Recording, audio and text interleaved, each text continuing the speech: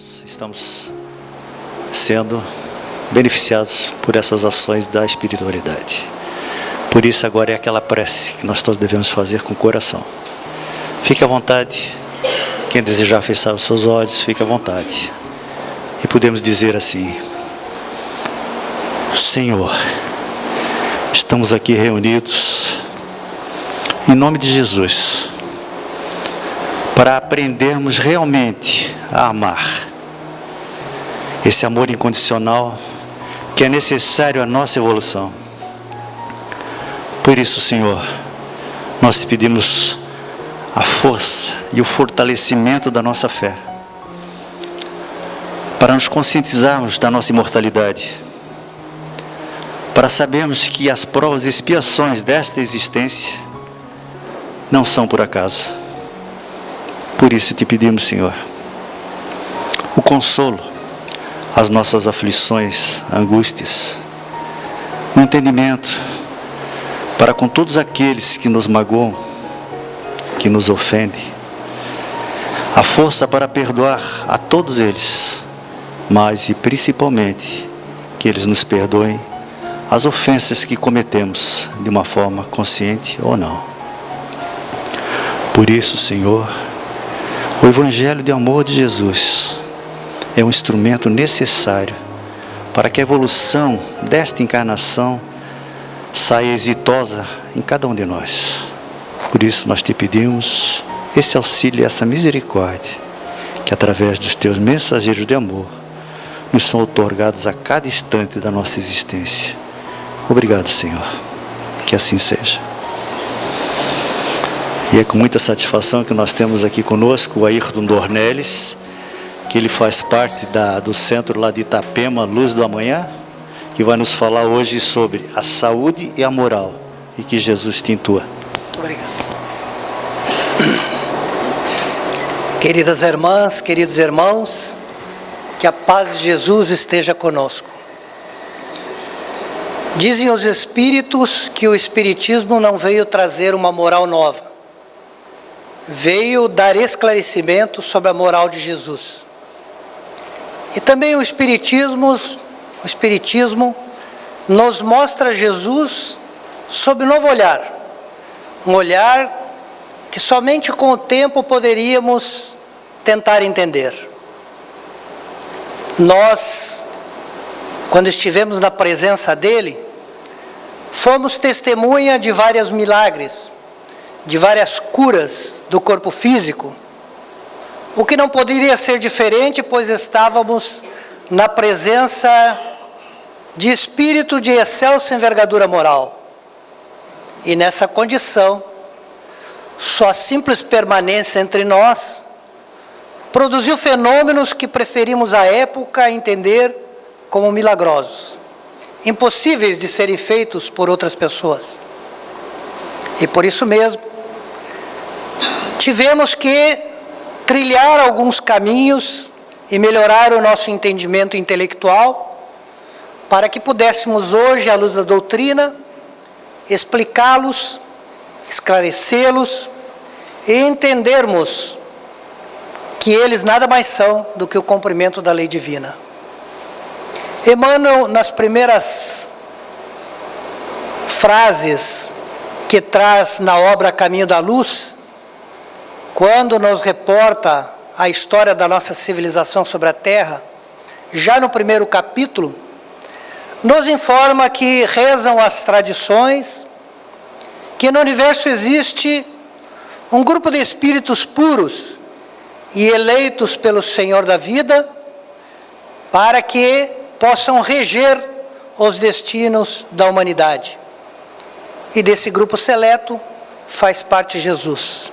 Segundo consta, esse grupo seleto se reuniu nas proximidades de onde hoje é o nosso globo, a nossa Terra, por somente 2 vezes, sendo a primeira por ocasião da definição da existência desse mundo, e a segunda para traçar os planos da vinda do Cristo entre nós. Coube a nossa ciência nos trazer esclarecimento de que o nosso globo de que nosso planeta Terra tem hoje aproximadamente 4,6 bilhões de anos. Eu vou chamar a atenção para a grandeza, porque esse número foge um pouco aos números que estamos acostumados a lidar. Nós falamos, por exemplo, que Jesus esteve conosco há 2.000 anos, e que Moisés esteve entre nós há aproximadamente 4.000 anos. Nós não estamos falando da casa dos milhares, e nem da casa dos milhões, que seriam 1000 vezes mais. Nós estamos falando na casa dos bilhões. O nosso planeta tem 4,6 bilhões de anos. E há 4,6 bilhões de anos, Jesus já era um espírito eleito, um espírito puro, um espírito crístico. Portanto, esse espírito de alta envergadura intelectual e moral, quando esteve conosco há 2.000 anos, na necessidade de nos trazer o ensinamento, a verdade, a vida, ele necessitou nos tratar como nós tratamos hoje as nossas crianças, e deixar os seus ensinamentos escritos em pequenas histórias, que nós conhecemos por parábolas, para que pudéssemos, ao longo de muitos anos ainda, extrairmos dessas pequenas passagens o ensinamento que ele queria nos ofertar.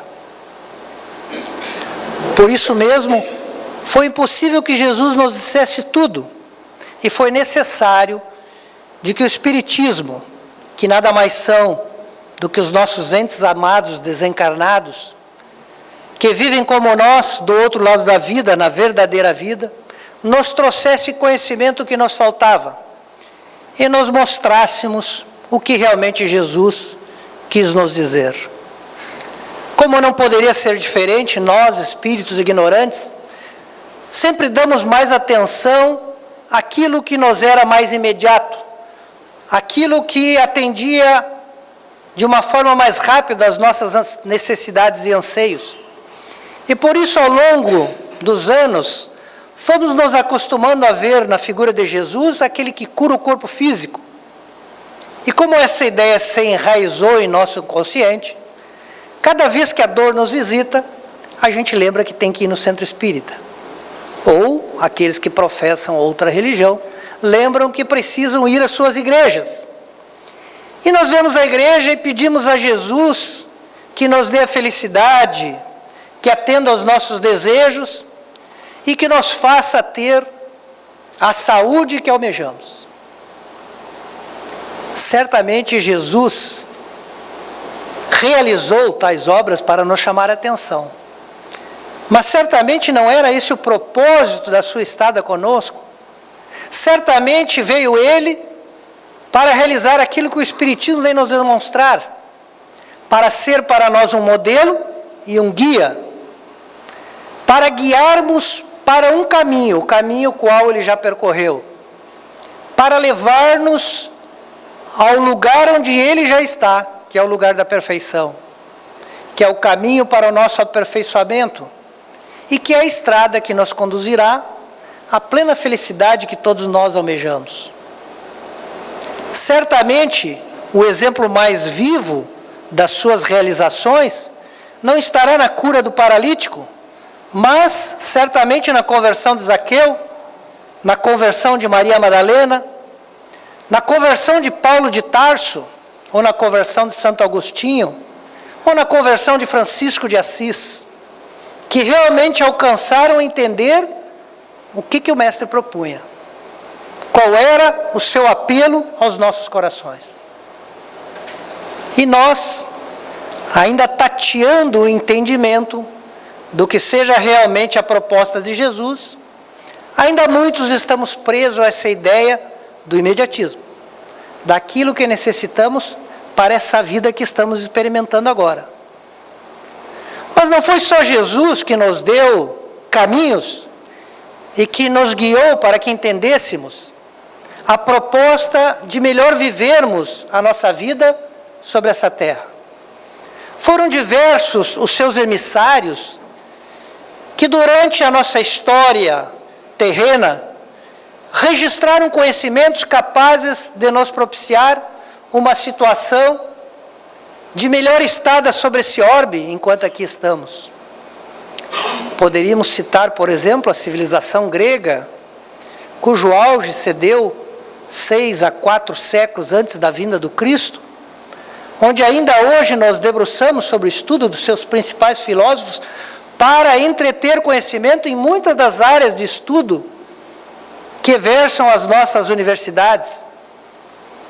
E poderíamos falar um pouco dos ensinamentos que eles registraram para nós como um caminho para que nós graçássemos o que buscamos no imediatismo da boa saúde. Na Grécia, aproximadamente 6 séculos antes de Cristo, 600 anos antes de Cristo, viveram lá 7 importantes emissários de Jesus, que na história quis registrar como 7 sábios gregos. Entre eles, poderíamos destacar Tales de Mileto, Pitaco de Mitilene, Bias de Pirene, Solon, Cleóbulos de Lindos, Mison de Quene e Chilon. E esses 7 sábios gregos, desejando registrar para a posteridade aquilo que de mais primoroso conseguiram realizar no campo do seu ideário, no campo das ideias, decidiram registrar num templo que representava o templo de Apolo, na cidade de Éfeso, na Grécia, onde os gregos consideravam ser o centro do mundo, e onde médiuns inspirados ajudavam no intercâmbio com os espíritos, buscando sabedoria para seus filósofos, decidiram lá registrar parte dos seus conhecimentos, escolhendo 2 frases para que viessem a nosso tempo falar da sua civilização. A primeira delas, que foi escrita nesse templo, diz que conhece-te a ti mesmo. Conhecimento esse resgatado por Santo Agostinho na questão 919 do Livro dos Espíritos, quando se questiona aos espíritos um modelo mais eficaz de atingirmos uma realização mais plena do ser humano, e os espíritos nos respondem: um sábio da antiguidade vos disse. Falavam eles dos 7 sábios gregos. E Santo Agostinho nos registra, no Livro dos Espíritos, um modo de conhecermos a nós mesmos, nos aconselhando que quando nos recolhermos para dormir, antes façamos um exame de consciência, verificando cada ato, verificando se não nos omitimos de alguma realização no bem que deveríamos ter feito, se prejudicamos alguém, e após essa avaliação íntima, que no dia seguinte saíssemos e nas primeiras horas procurássemos reparar aquilo que no dia anterior havíamos falhado. Entretanto, o ser humano prefere os escapes, as fugas psicológicas. Não bastássemos nós manipularmos os outros para sermos vistos como vítimas, nós ainda manipulamos ou tentamos manipular a própria consciência. Desculpamos a nós mesmos, atribuindo as nossas responsabilidades para terceiros, para que então nós não venhamos a precisar espezinhar o nosso orgulho, a nossa vaidade, o nosso egoísmo. E agindo desta forma, deixamos de praticar esse ensinamento que os gregos nos registraram para que nós pudéssemos nos dispor a, como primeira ação de um planejamento de melhoria, detectássemos com realidade qual o problema que temos a resolver. Qual é a nossa deficiência? Porque cada um tem as suas próprias deficiências, que não são iguais em ser humano nenhum. Não bastasse, deixaram eles a segunda recomendação, que é um pouco menos difundida, mas que me parece ainda cabe melhor ao tema da noite, quando eles escreveram então no templo de Apolo a seguinte citação: nada em excesso, nos dando uma recomendação de que a harmonia é decorrência da disciplina. do caminho do meio. Então, muitas das nossas doenças, enfermidades, decorrem de não realizarmos esse ensinamento dos gregos no nosso dia a dia. É o caso, por exemplo, daquele que pratica o excesso da alimentação e propicia a obesidade.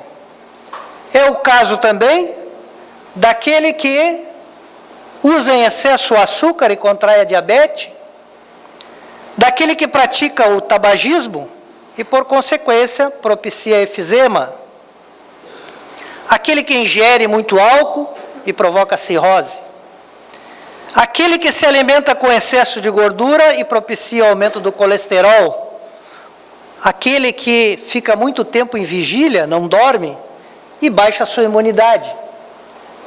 Ou talvez aquele que faz o excesso da atividade física e produz a fadiga e posteriormente a lesão muscular, a lesão das suas articulações.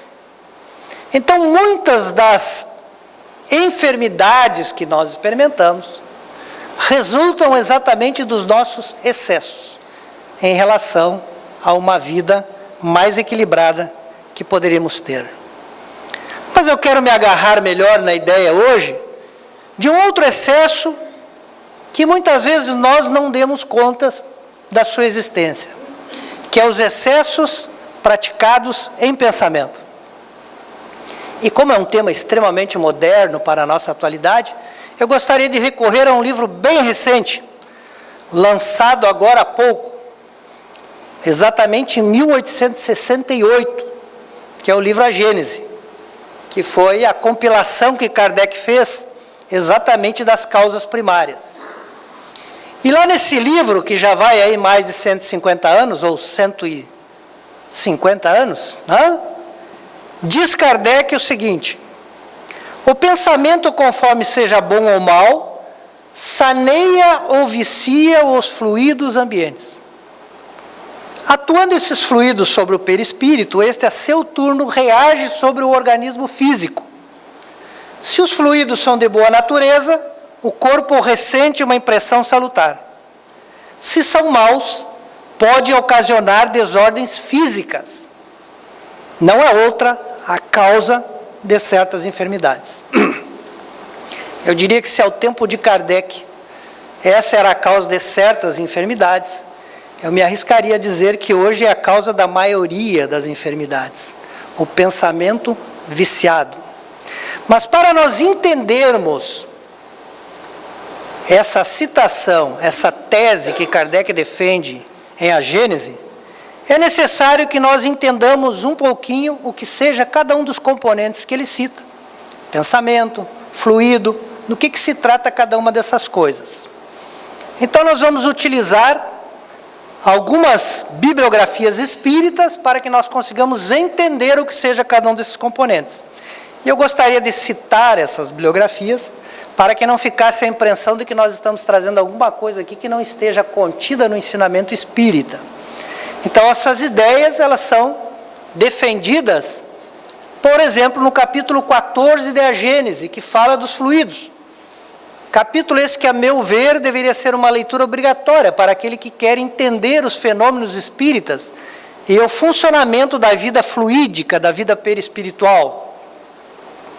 Também encontramos esses raciocínios na obra Obras Póstumas, obra que foi editada à luz de alguns escritos que Kardec não publicou, e após o seu desencarne, aqueles que estavam mais afetos à codificação acharam por bem reuni-los numa obra que foi editada exatamente com esse nome. Então lá nós encontraremos, na parte primeira dessa obra, um capítulo que vai falar sobre manifestação dos espíritos. Também o capítulo 1 e o capítulo 17 dessa obra de André Luiz, Evolução em Dois Mundos, onde, nesses dois capítulos, o capítulo 1 fala de fluido cósmico e o 17 fala de mediunidade e corpo espiritual, vai ser abordada a mesma questão. Ainda citaríamos o capítulo 25 e 26 do livro Roteiro de Emmanuel. O capítulo 25 ele fala ante a vida mental. E no capítulo 26 ele fala de afinidades. Então nessas obras todas nós encontraremos as ideias que aqui nós tentaremos explicar. O primeiro entendimento, para nós conseguirmos captar esse pensamento de Kardec, de que o pensamento é a causa de certas enfermidades, é entender o próprio pensamento. E para nós entendermos o pensamento, nós precisamos ter em mente que pensamento é uma energia, conforme todas essas obras citam. Kardec, por exemplo, nessa obra, Evolução em Dois Mundos, ele vai começar a falar do pensamento e logo adiante ele vai substituir pelo termo fluido mental, para mais adiante ele chamar de matéria mental, nos mostrando que o pensamento é matéria. E aí nós precisamos examinar a questão 27 do Livro dos Espíritos, quando Kardec pergunta se existem dois elementos primitivos, criados no princípio por Deus, a matéria e o princípio inteligente. E os Espíritos respondem, sim, esses dois são os elementos primeiros criados. A eles se une o primeiro, que é o Criador, formando a Trindade Universal. Para que a gente consiga entender minimamente isso, nós diríamos que nós espíritas classificamos ou damos como definição de Deus a causa primeira de todas as coisas. A inteligência primeira, causa primeira de todas as coisas. Está na primeira questão do Livro dos Espíritos.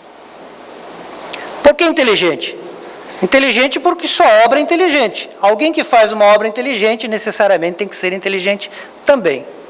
Por que a causa primeira? Porque nós não temos como dar uma definição melhor, dado a precária condição intelectual que ainda temos. Então, se nós remontarmos a origem de cada coisa que existe no universo, no princípio alguma coisa terá gerado isso. Mesmo para aquele que é ateu, para aquele que não acredita em Deus, ele não pode, de maneira nenhuma, negar um princípio científico, que é o princípio de causalidade. Para todo efeito, há uma causa. A ciência diz isso, assim como o Espiritismo. Então, mesmo para quem não acredita em Deus, se nós perguntássemos, você não acredita em Deus? Não. Mas quem criou o nosso planeta? Ah, foi a natureza. Quem criou a natureza? Ah, quem criou a natureza foi a eclosão dos astros. Quem criou a eclosão dos astros? Quando ele chegar à última alternativa, que ele não tem mais o que dizer, para ele, aquilo é Deus. Para nós, exatamente o mesmo conceito. É o que originou tudo. E no princípio, Deus, em todo o universo, contemplou dois tipos de elementos, que nós vamos chamar de elementos, para que seja mais fácil entendermos. Talvez o termo seja inapropriado. Kardec falará em princípios, porque ele está falando da origem. Na origem, aquilo tinha um princípio. Um dos princípios, em algum momento esse princípio, que Kardec chama de inteligente, ele originou seres inteligentes. Originou o que nós chamamos espíritos. Da outra parte, do outro elemento material, tudo que não é espírito se originou dali, da matéria. Não existe um outro elemento.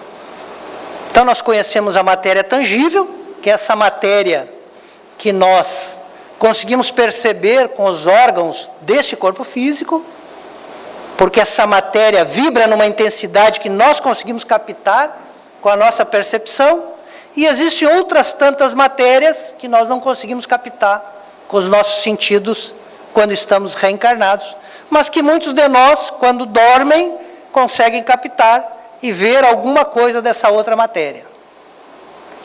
Para essa matéria, Kardec usará muito o termo fluidos. E por que talvez ele tenha escolhido o termo fluidos? Porque a sua época, a palavra fluido foi guardada para alguma coisa que tem mais fluidez. Então era guardada para alguns tipos de gases, para alguns tipos de líquidos, que tinham as suas propriedades menos constantes.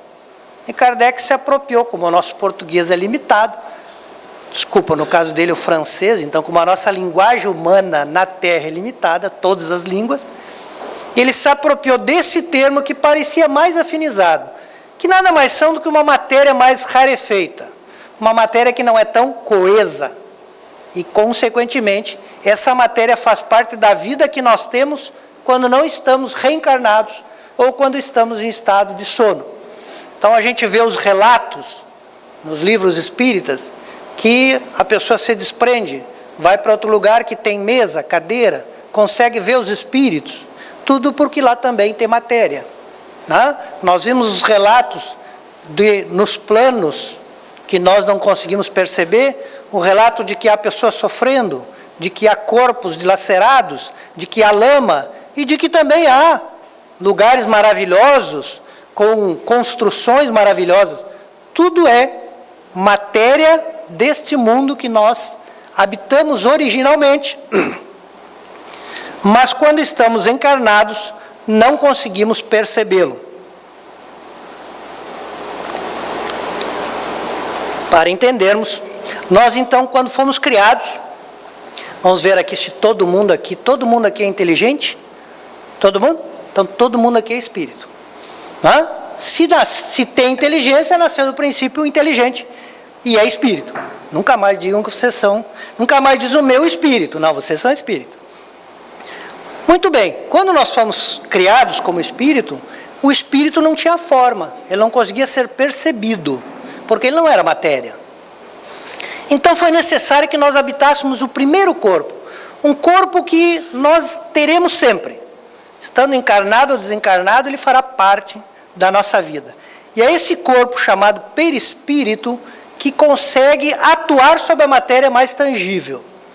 Nós somente trocaremos desse corpo perispiritual ou perispírito quando nós formos habitarmos outros planetas. Aí o perispírito terá necessidade de ser constituído de materiais daquele planeta para agir sobre a matéria daquele planeta. Muito bem, quando nós reencarnamos, em cada encarnação nós ganhamos um outro corpo de matéria densa, que a gente conhece, nasce bebezinho, né? Depois fica muito jovial, muito vital, muito grande, e termina a vida no declínio, né? Como todos nós até a morte.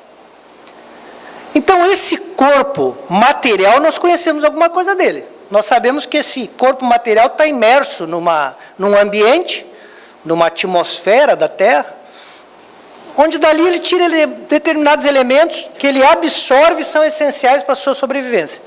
Por exemplo, todos nós agora estamos respirando. Ao respirar, a gente capta os gases que tem na atmosfera, ingere, retém o oxigênio, transforma parte desse ar em gás carbônico e espelha o que não nos interessa, é o gás carbônico, não é isso? Se o corpo físico funciona assim, como será que funciona o nosso segundo corpo, que é físico também, mas que é menos denso? Exatamente da mesma forma. Então nos ensina os espíritos, especialmente na Gênese, que nós todos estamos imersos num fluido, que os espíritos chamam de fluido cósmico universal. Para um entendimento similar, nós diríamos que é o pensamento de Deus. Todos nós estamos emergidos nesse pensamento que é o fluido cósmico universal. E o nosso perispírito, que é matéria, para sobreviver, para continuar sua vida, ele faz exatamente o que o nosso corpo faz. Ele absorve dessa atmosfera determinados fluidos, ele assimila alguns, ele produz outros, e aquilo que ele produz ou que não lhe interessa, ele devolve a essa atmosfera. Uma das coisas que o perispírito produz é o pensamento. E esse pensamento, ele guarda as mesmas características de toda energia. Opa, mas energia não é matéria. Claro que é. E quem disse isso nem foi um espírita. Os espíritas também dizem. Mas a ciência já provou a mesma coisa.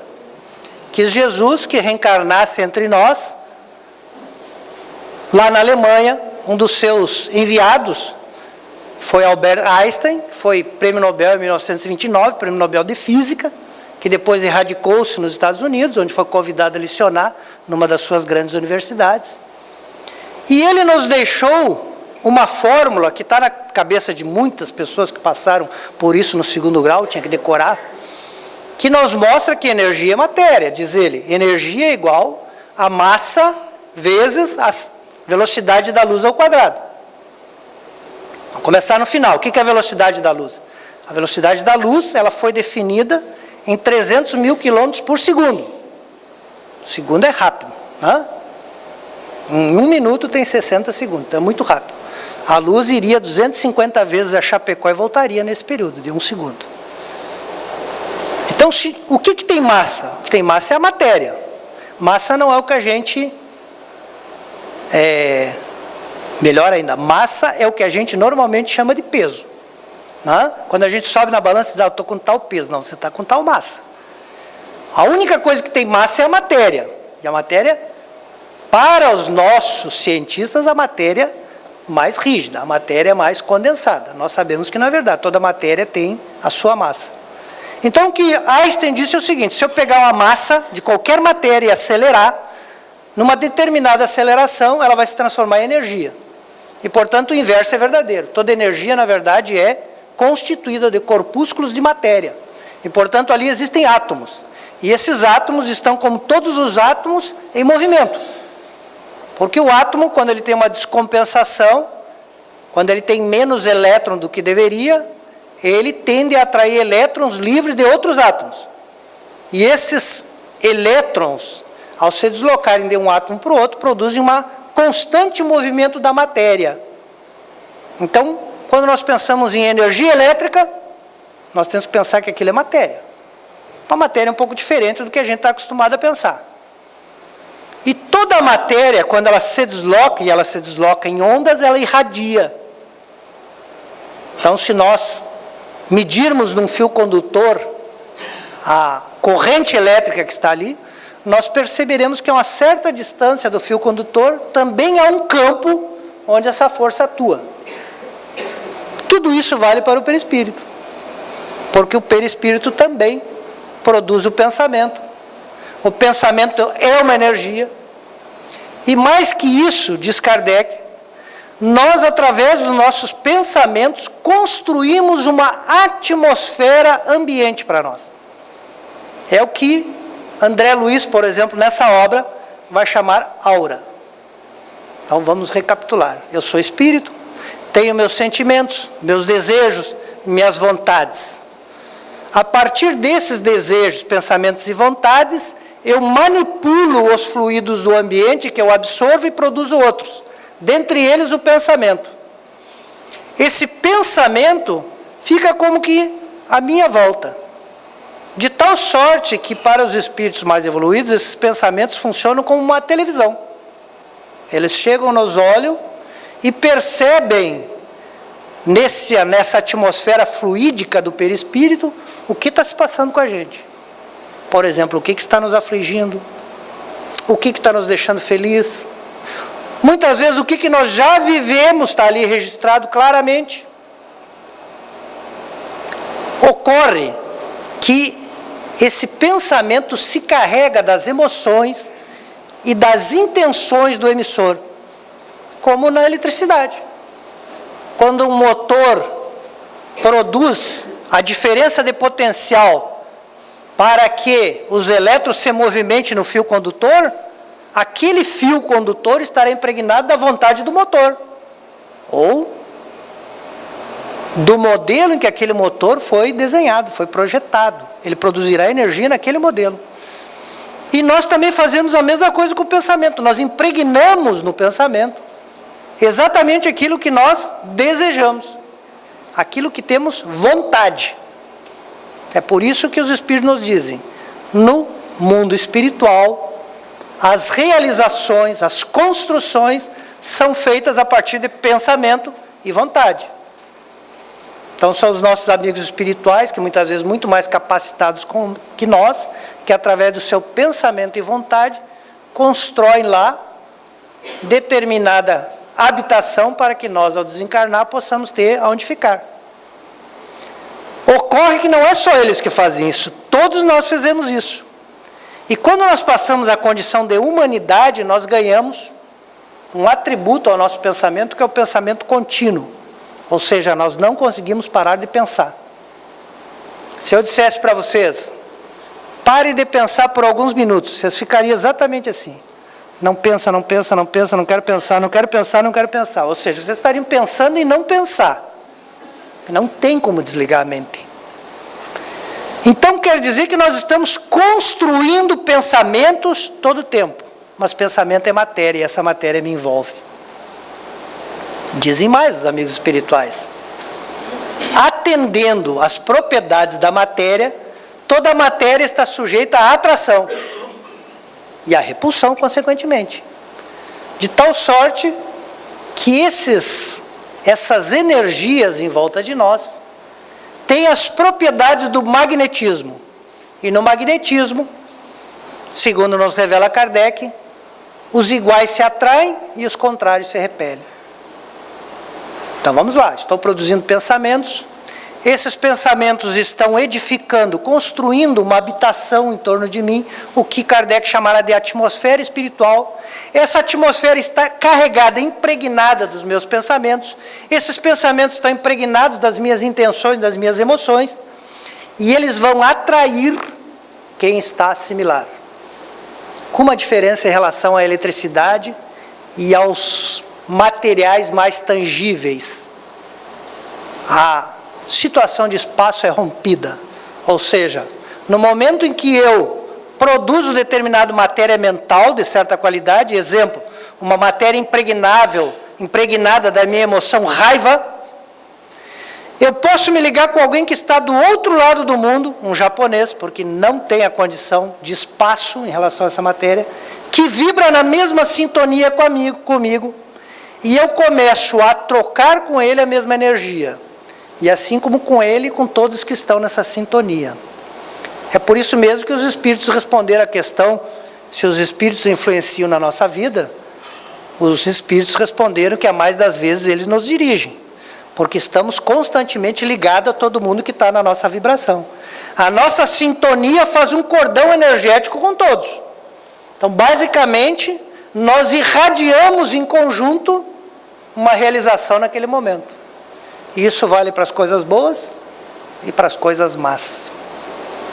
Então, por exemplo, se nós dedicamos o nosso tempo a prestar atenção, a colocar a nossa mente sobre alguma coisa que não é salutar, e a nossa consciência sempre nos indica o que é bom e o que é ruim, o que é salutar e o que é vicioso, se nós colocamos a nossa atenção sobre os nossos vícios, sobre nossas paixões, nós carregamos os nossos pensamentos com aquelas emoções de egoísmo, de maledicência, de desejo de vingança. E aquilo vai aos poucos transformando o meu ambiente íntimo. E aquele ambiente íntimo vai fazendo intercâmbios com todo mundo que está sintonizado na mesma frequência. Então, de uma certa forma, a gente passa a ser influenciado por essa corrente. Tanto para mudar o nosso modus operandi, para a gente trocar de pensamento, quanto para reunir forças para a realização. Porque o pensamento, sendo matéria, vai reagir sobre o ambiente, especialmente sobre o nosso corpo físico. Agindo sobre o nosso corpo físico, esse ambiente espiritual vai causar uma impressão no perispírito. E essa impressão, se for negativa, vai desarmonizar o nosso corpo fluídico. Quem faz o meio de campo entre o espírito e o corpo físico é o perispírito. Então, as ordens que o perispírito começa a comandar por os nossos sistemas endócrinos, por nosso sistema nervoso no corpo, vão ser informações incompletas ou indevidas. E então, aquele que deveria reger com harmonia a vida física, que é o perispírito, começa a reger com desarmonia o corpo e causar as doenças. O contrário também é verdade. Se nós, por exemplo, elevamos o nosso pensamento, uma leitura edificante, uma boa palestra, se nós assistimos um bom programa de televisão, se nós fizemos uma reunião em família, se nós fizemos o evangelho no lar, agora há pouco estava passando um slide que dizia que a gente deveria se abraçar, se a gente se abraça, e ninguém abraça o outro pensando em quebrar a costela, normalmente a gente abraça para demonstrar a afetuosidade que está dentro dos nossos pensamentos. Se alguém diz uma palavra de carinho, se alguém é cordial, se alguém é educado, automaticamente o seu pensamento está projetando todas aquelas emoções no seu ambiente espiritual que está à sua volta. Esse ambiente, nas palavras da Gênese, troca as moléculas malsãs que ele dispensa e ele repõe através de uma molécula produzida pela nossa fonte. A nossa fonte é o perispírito. E nós começamos a construir um mundo à nossa volta muito melhor. A nossa aura começa realmente a estar carregada de coisas positivas. Nesse momento nós passamos a nos sintonizar, molécula a molécula, com quem está vibrando como nós, com quem tem afinidade com o nosso pensamento. E nessa afinidade nós duplicamos as nossas forças de realização. É por isso que Jesus vai dizer para os apóstolos, quando eles dormem, ele diz, olha, eu vou ali orar, vocês fiquem vigilantes. Quando ele volta, está todo mundo dormindo. Naquela noite ele ainda seria preso. E ele diz, orai e vigiardes para não cair em tentação. O que Jesus quis dizer para todos nós? Porque Jesus nunca falou para os apóstolos, falou para todos nós. Ele está dizendo exatamente o seguinte, vigia o teu ambiente. Se você notar alguma coisa diferente, ou sem notar alguma coisa estranha, você ora. Porque daí você vai mudar a tua onda mental. Mudando a tua onda mental, você vai mudar o teu ambiente íntimo. O teu reino de Deus começa a ficar brilhante, bonito. E aí você começa a sintonizar com entidades superiores. E as tuas forças de resistir ao mal aumentam significativamente. O perispírito se harmoniza e dá saúde ao nosso corpo físico. Porque comanda célula a célula, tudo direitinho como estava planejado. Então, dessa forma, nós encontramos no pensamento tanto a maneira de sanearmos os nossos fluidos, quanto de viciarmos os nossos fluidos. A escolha é sempre nossa. E essa questão já foi levantada junto aos espíritos na questão 909, quando Kardec perguntou para os espíritos se nós teríamos em nós forças necessárias para vencer as nossas paixões, para mudar a nossa vida, para termos uma vida diferente de realizações. E os espíritos responderam, claro, o que falta para vocês é a vontade. Ah, quão poucos têm a vontade. Então nós temos hoje condição de mudar a nossa vida se nós assim o desejarmos. Se nós desejarmos debruçar a nossa mente sobre aquilo que nos eleva e não sobre aquilo que nos traz cada vez mais a animalidade, que foi o estado que experimentamos logo ali atrás. E nós prestamos atenção a mais das vezes para aquilo que estamos olhando, mas isso nem sempre acontece. O aluno vai na aula, chega em casa, a mãe pergunta, o que hoje teve na aula lá com a professora? Eu disse, não faço nem ideia. Ele estava lá, a professora estava na frente dele, a professora chamou várias vezes ele, Joãozinho, presta atenção, Joãozinho. Ela viu que ele não estava com atenção. E o Joãozinho não estava com o pensamento lá. A mente dele não estava debruçada sobre a aula. Agora, nesse momento que eu falo, alguns me ouvem e tentam na sua mente construir aquilo que eu estou falando, que é a única maneira que nós temos de entender. Nós temos que construir dentro da nossa mente a imagem que a pessoa está tentando nos mostrar. Senão não ocorre entendimento. E essa imagem é plasmada e vira matéria. Outros estão pensando no carnê que tem que pagar de manhã, né? Vão chegar em casa, a esposa vai ficar brava que chegou tarde, né? Que o carro está estacionado no lugar errado, quem sabe os amigos já levaram. Então, cada um de nós debruça o nosso pensamento, a nossa mente, a nossa atenção onde quer. Mas, dependendo do lugar onde nós debruçamos a mente, nós passamos a irradiar os nossos pensamentos. Quando nós abrimos o WhatsApp com aquela informação do amigo que sempre manda o lembrete do que nós fazíamos antes de nos tornarmos espíritas, né? Das nossas paixões, das coisas fúteis, das coisas que não nos interessam mais, a gente, para entender o que ele mandou, a gente presta atenção. Prestou atenção e emitiu um pensamento. Emitiu um pensamento, construiu alguma coisa em volta de nós. Dá para todo mundo sair daqui e dizer para o amigo, não me manda mais esse tipo de mensagem, que isso não faz bem para a minha saúde. Quando nós decidimos que nós vamos acompanhar um programa, um filme na televisão, e esse filme nos provoca emoções desagradáveis, para que a gente entenda o filme, nós vamos ter que debruçar a mente sobre ele. Para que a gente entenda o que está aparecendo na televisão, o que está dando no som, a gente vai ter que construir na nossa mente o quadro que está lá na televisão. Quando nós construímos esse quadro, aquilo é pensamento. E nós plasmamos aquela mensagem, carregada dessas emoções que sentimos em volta de nós. O que pode não ser de nosso interesse. Então a lei é esta. A lei do universo, a lei da matéria, a lei do magnetismo, nós não temos como mudar. O que nós podemos mudar é o nosso desejo. O que nós podemos mudar é a nossa vontade. A nossa vontade, certamente, com o tempo, nos dará novos hábitos e novos sentimentos, que serão capazes de modificar o nosso bem-estar, para o bem ou para o mal, conforme nós assim o desejarmos.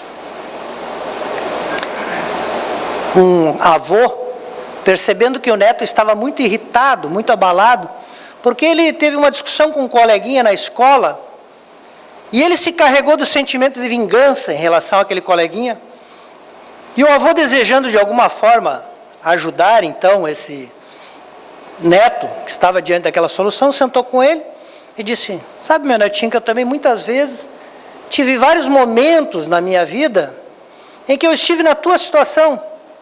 A minha vontade era fazer algum mal contra o meu inimigo, que fez uma coisa que eu considerei injusta.